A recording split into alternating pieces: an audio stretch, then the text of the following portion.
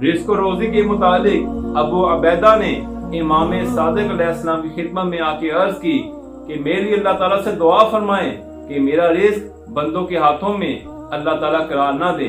इमाम ने फरमाया कि अल्लाह ताला ने बंदों का रिज़्क़ एक दूसरे के हाथों में करार दिया है, बल्कि तुम अल्लाह ताला से ये दुआ करो कि वो तुम्हारा रिज़्क़ अपने नेक बंदों के हाथों में करार दे, क्योंकि यही सआदत है।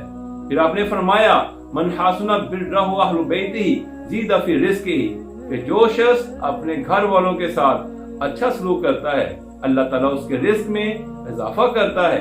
फिर आपने हराम रोज़ी के मुतालिक फरमाया कसरतु सुख्त यमहकु रिज़्क़, कि हराम की कसरत से बेबरकती होती है।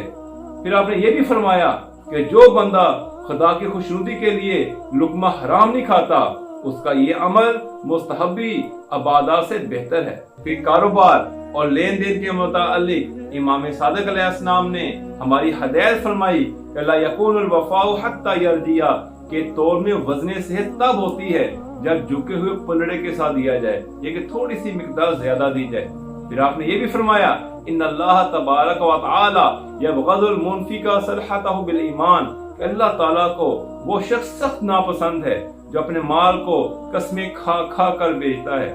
फिर जायदाद को खरीदने वाला फरमाते हैं हमेशा रिज़्क़ याफ्ता होता है, जबकि फरोख्त करने वाला बेबरकत होता है।